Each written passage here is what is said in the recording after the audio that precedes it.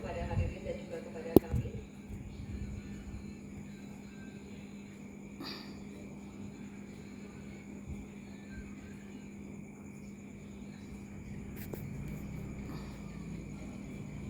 Subtemanya adalah masyarakat adat. Selanjutnya kami persilakan panelis Ibu Ruka Sombolinggi SPMA untuk mengambil undian daftar pertanyaan dari dalam wadah.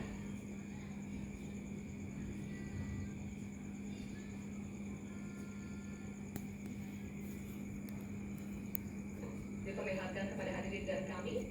Oke, kemudian daftar pertanyaan huruf A, subtema masyarakat adat. Baik, kami akan buka amplop pertanyaan yang masih disegel ya. Bapak Ibu, kami ingatkan sekali lagi kepada calon wakil presiden untuk menyimak dengan seksama karena pertanyaan hanya akan kami bacakan satu kali. Pertanyaan untuk calon wakil presiden nomor urut 3, Bapak Mahfud MD. Kebijakan agraria dan sumber daya alam sering tanpa persetujuan masyarakat adat. Akibatnya, sejak 2014 terjadi perampasan 8,5 juta hektar wilayah adat, mengakibatkan 678 kasus kriminalisasi dan pemiskinan perempuan adat. Pertanyaannya, bagaimana strategi paslon untuk memulihkan hak-hak masyarakat adat? Waktu menjawab 2 menit dimulai saat Bapak berbicara. Silakan. Terima kasih, moderator. Saya ingin memulai masalah ini dengan pengalaman bahwa saat ini di tahun 2024 ini berdasar rekapitulasi yang dibuat oleh Kemenko Polhukam dari 10.000 pengaduan itu 2.587 adalah kasus tanah adat. Jadi ini memang masalah besar di negeri ini. Ada orang yang mengatakan aturannya kan sudah ada, tinggal laksanakan, enggak semudah itu. Justru ini aparatnya yang tidak mau melaksanakan aturan. Pakarnya banyak sekali. Itu 4 hari yang lalu ketika kami ketemu di KPK, saya ulangi. KPK mengatakan itu banyak tuh penguasaan tanah, tapi izin tambah. Oh sudah dicabut nih. Saya di pengalaman saya juga. Ada sudah dicabut oleh Mahkamah Agung, tidak dilaksanakan sampai 1,5 tahun. IUP tadi yang dikatakan oleh Mas Gibran. Ada perintah dari Mahkamah Agung itu IUP yang misalnya dicabut, ini vonis sudah inkrah. 1,5 tahun tidak jalan. Ketika kita kirim orang ke sana, petugasnya tiba-tiba ditinggal.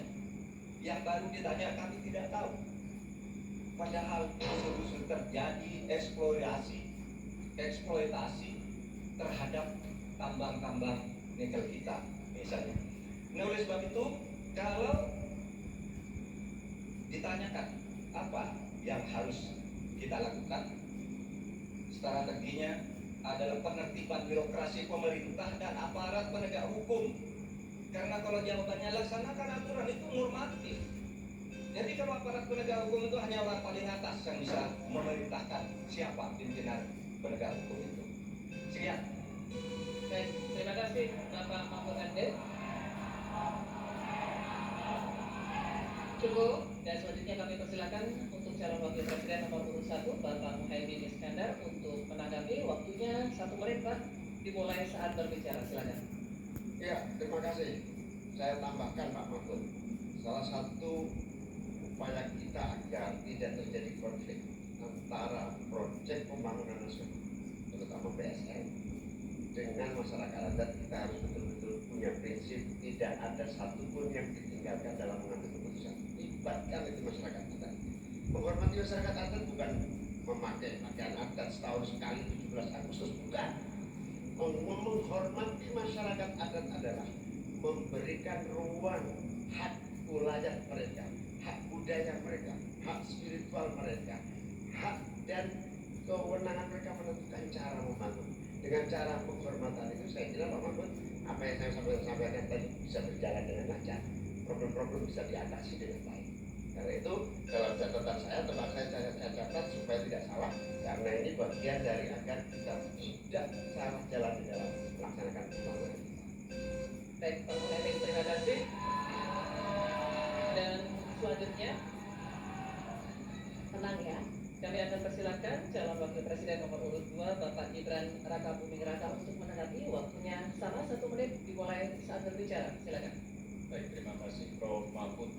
Sebagai seorang ahli hukum, Prof. Mahfud pasti paham bahwa RUU Masyarakat Hukum Adat ini masih kita usahakan untuk didorong. Sekarang juga sudah ada Perpres 28 tahun 2023. Ini sudah ada 1,5 juta hektar hutan adat yang sudah diakui. Memang kuncinya ke depan adalah kita harus berbanyak dialog dengan para tokoh adat, kepala adat, tokoh masyarakat setempat. Jadi jangan sampai ketika ada pembangunan yang masif ataupun ada PSN, jangan sampai masyarakat adat ini tersingkirkan. Justru harus dirangkul dan diberikan manfaat yang sebesar-besarnya, terutama untuk masyarakat lokal, pengusaha lokal, UMKM lokal, dan termasuk masyarakat adat setempat. Terima kasih. Baik, masih ada waktunya, Pak Gibran? Cukup? Oke, baik, terima kasih. Masih ada waktunya Bapak Ibu. Kita lanjut dulu ya. Kita lanjut dulu. Saya Bapak-Bapak. kan? Cukup Oke, ya. terima kasih ya. Kita lanjut Terima dulu. kasih. Kita akan kembali dulu ke Pak Mahfud MD, calon wakil presiden nomor urut 3 untuk respon tanggapan dari calon wakil presiden nomor urut 1 dan 2 yang telah dikemukakan. Waktunya 1 menit, Pak Mahfud. Ya, Pak Mohamed, di media saya itu ada tumbler. Tulisannya no one left behind. Jangan ada satu pun yang tertinggal. Dan itu yang saya lakukan. Kalau Bapak tadi katakan jangan ada yang tertinggal dong. Semua dilibatkan. Itu yang tadi saya putuskan ketika saya membatalkan 14 pasal Undang-Undang Wilayah Pesisir, justru karena di situ masyarakat adat tidak pernah dilibatkan. Sehingga mereka coba sekarang ini masyarakat adat yang ada di hutan-hutan di Kalimantan Timur itu 20.000 orang tidak bisa memilih karena tidak punya KTP. Kenapa tidak punya KTP? Karena katanya dia menghuni hutan negara. Dan kalau hutan negara tidak boleh ada penduduk di situ, padahal dia sudah puluhan tahun di situ. Nah, tentang RUU Hukum Masyarakat Hukum Adat akan sudah masuk di dalam program kami, divisi kami. Memang itu sesudah sejak 2014 tidak jalan, akan kita jalankan. Terima kasih. Baik, Pak Mahfud, terima kasih. Oke, cukup. Selanjutnya kita beralih ke pertanyaan untuk calon wakil presiden nomor urut 1 Bapak Muhaimin Iskandar. Untuk itu kami persilakan kepada panelis Bapak Profesor Sudarto PhD PhD untuk mengambil ujian subtema pertanyaan dari dalam wadah.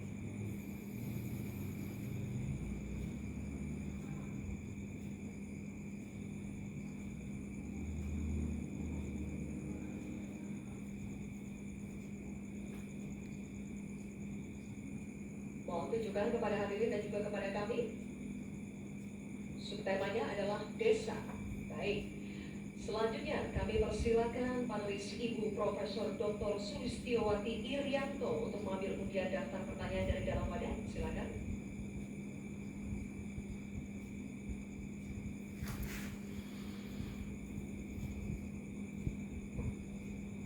Mohon ditunjukkan ke hadirin dan kepada kami. Huruf A. Baik, subtema desa huruf A. Amplopnya masih dalam keadaan tersegel, Bapak. Saya akan buka amplopnya dan kami ingatkan kembali kepada calon wakil presiden untuk mendengarkan pertanyaan dengan seksama karena pertanyaan hanya akan kami bacakan 1 kali. Pertanyaan untuk calon wakil presiden nomor urut 1 Bapak Muhammad Iskandar. Desa adalah daerah yang cenderung ditinggalkan warganya. Dampaknya desa makin kehilangan sumber daya manusia potensialnya. Pertanyaannya, bagaimana kebijakan dan strategi paslon agar warga desa lebih berminat untuk tinggal dan membangun desanya? Bapak Muhaimin, waktu Anda menjawab 2 menit dimulai saat Anda berbicara. Silakan.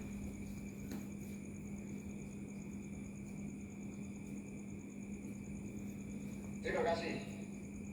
Saya catat sedikit. Yang penting ini bukan catatan Mahkamah Konstitusi. Hadirin sekalian yang saya muliakan, sebetulnya diawali dari paradigma. Paradigma pembangunan kita itu apa? Dulu kita gagal zaman Orde Baru karena kita membangun dari atas. Dengan pembangunan desa kita membangun dari bawah. Dengan pembangunan dari bawah kita yakin akan tumbuh kehidupan kemasyarakatan, ekonomi, sosial, budaya yang akan terus terjaga dan lestari. Oleh karena itu, sejak kita mengawali undang-undang pembangunan desa yang diikuti dengan penerapan dana desa yang terus meningkat dari tahun ke tahun, akan terbangun infrastruktur dan transformasi desa dari desa tertinggal menjadi desa maju dan mandiri. Hari ini sudah 13.000 desa yang tertinggal menjadi desa, hingga sudah menjadi desa maju, desa mandiri. Sekarang tinggal 4.000 saja. Ini bukti bahwa infrastruktur kita berjalan dengan baik, dana desa terlaksana dengan baik, sehingga masyarakat desa semakin terasa.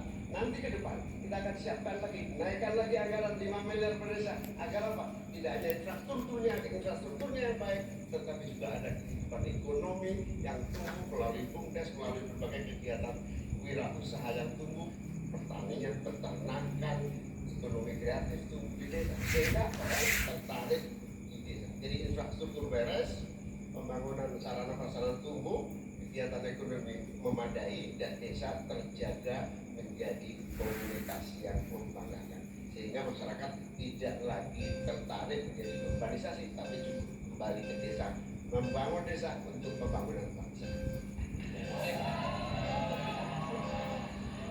kasih. Nanti ada waktunya. Bapak Ibu, Kita lanjutkan Bapak Ibu. tenang ya. Kini kami akan persilakan calon wakil presiden nomor urut 2 Bapak Gibran Rakabuming Raka untuk menanggapi. 1 menit Bapak dimulai saat berbicara. Silakan. Nah gitu dong Gus, jangan terlalu tegang kayak waktu debat cawapres pertama kemarin.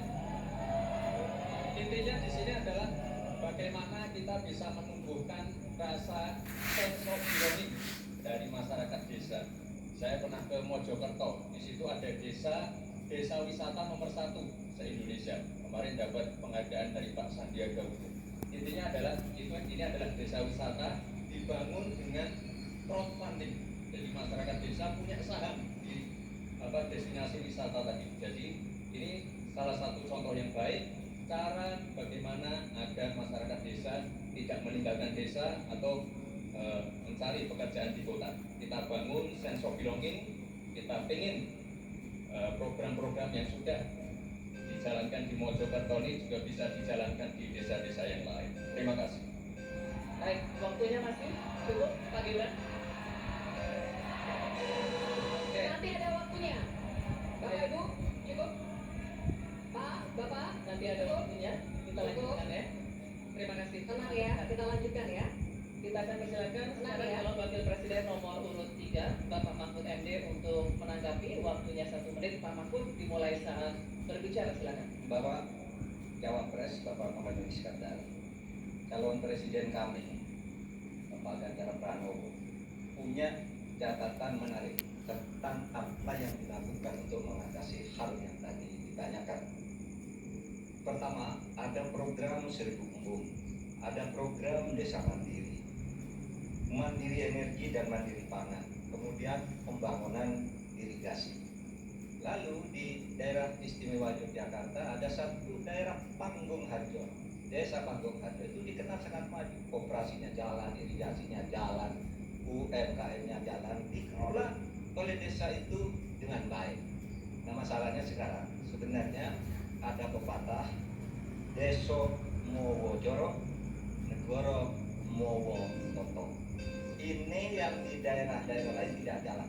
Negara terlalu intervensi ke desa dalam soal-soal administratif. Terima kasih. Terima kasih Pak Mahfud.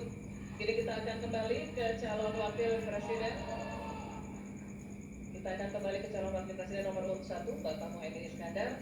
Kami persilakan untuk merespon tanggapan dari cawapres nomor urut 2 dan 3 yang telah diberikan. Waktunya 1 menit Bapak. Silakan. Apa yang disampaikan Pak Gibran lebih dari upaya kita untuk menggerakkan ekonomi daerah sehingga tumbuhlah daya tarik. Yang lebih penting dari itu adalah desa ini harus terus diberi fasilitas insentif untuk lebih maju.